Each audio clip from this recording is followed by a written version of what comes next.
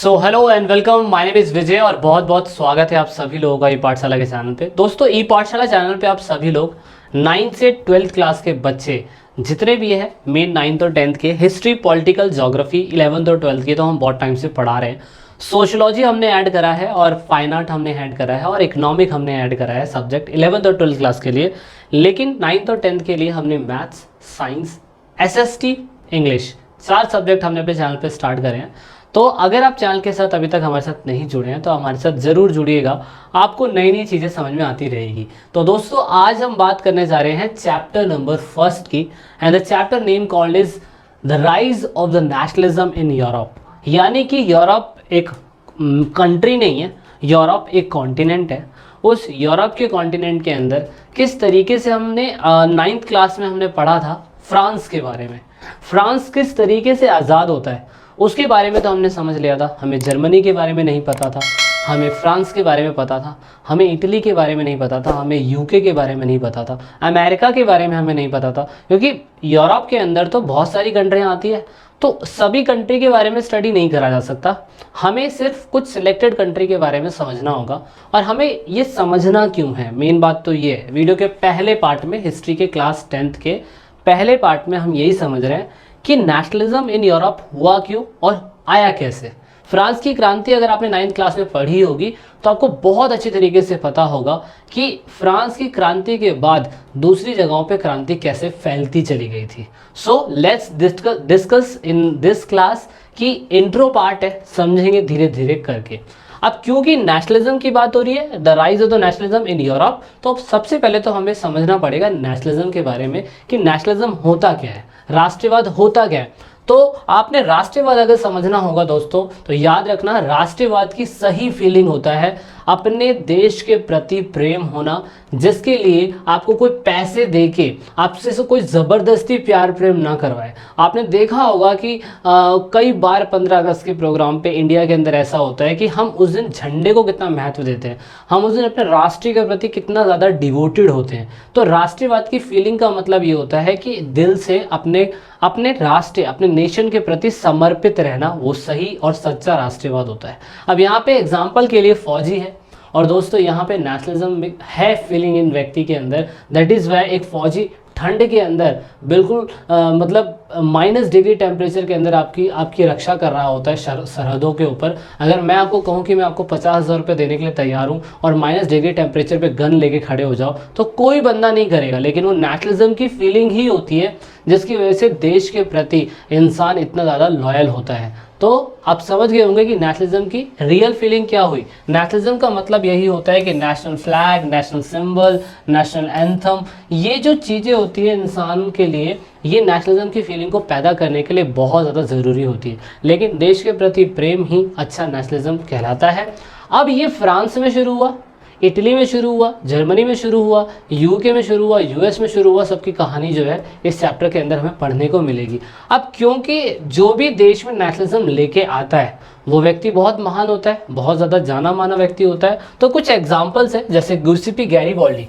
गुइसेपी Garibaldi Italy के सबसे बड़े महान निर्माताओं में से माने जाते हैं जो लोगों के अंदर नेशनलिज्म की फीलिंग को लेके आए। गिउसेपी गैरिबाल्डी के बाद है George Washington. Of course nationalism की फीलिंग को लेके आने वाले व्यक्ति जॉर्ज वाशिंगटन अमेरिका के। हो चिन मिन, ऑफ कोर्स ये नेशनलिज्म की फीलिंग को लाने वाले वियतनाम के अंदर ऐसे व्यक्ति थे जिन्होंने इतिहास में अपना नाम दर्ज कर दिया। दूसरा है हमारा महात्मा गांधी जी। दोस्तों, Mahatma Gandhi one of that leader जिन्होंने देश में, भारत के अंदर नेशनलिज्म की फीलिंग को पैदा करा। अब क्योंकि हम बात कर रहे हैं नेशनलिज्म इन यूरोप, अब यूरोप में तो बहुत सारी कंट्रियाँ आती है, तो इसीलिए एक व्यक्ति है फ्रेडरिक सरियुई करके इनका नाम है।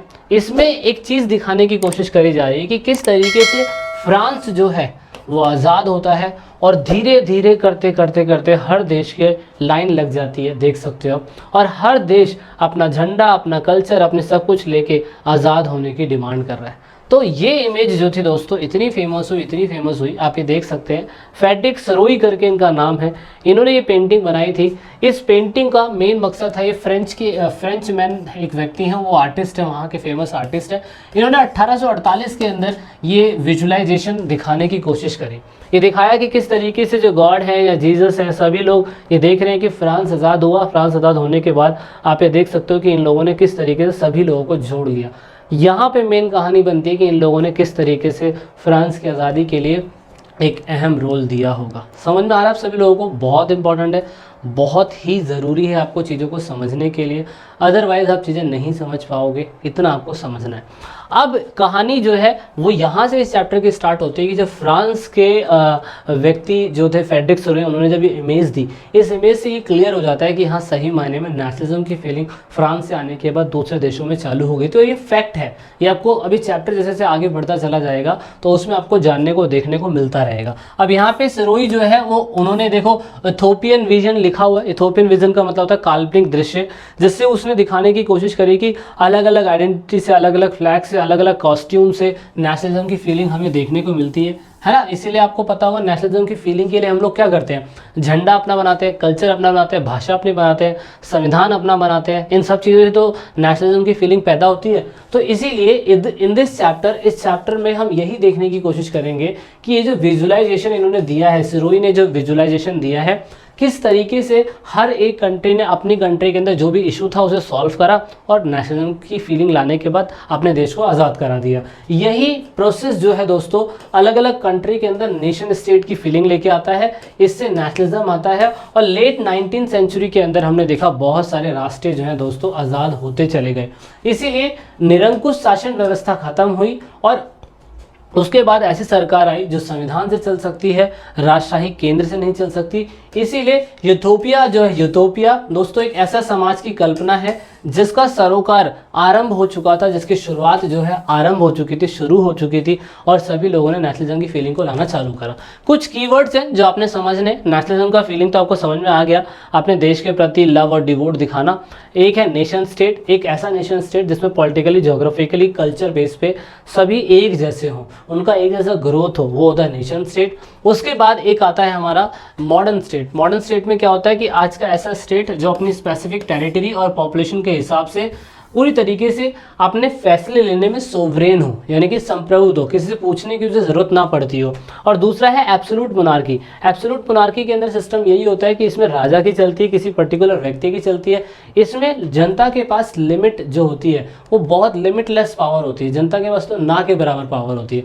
लेकिन फिर भी यूरोप के अंदर दोस्तों यहाँ पे हम समझेंगे कि किस तरीके से यूरोप जो था वो आज़ाद होता है। हर कंट्री की अपनी प्रॉब्लम है, उन्हें वो सॉल्व करते हैं और सॉल्व करने के बाद अपनी कंट्री में नेशनलिज्म लाने के बाद वो आज़ाद हो चलाते हैं। तो वीडियो के अगले पार्ट में आपसे जल्दी मिलेंगे, एक एक करके सारे चैप्टर पढ़ने की कोशिश करेंगे और आपको समझाएंगे कि यूरोप के अंदर नेशनलिज्म की फीलिंग अलग अलग कंट्री में कैसे आई और कैसे कैसे संविधान बनता चला गया। तो जब तक के लिए बहुत बहुत थैंक यू वीडियो को एंड तक देखने के लिए। जय हिंद, जय भारत, वंदे मातरम। This is it in this video.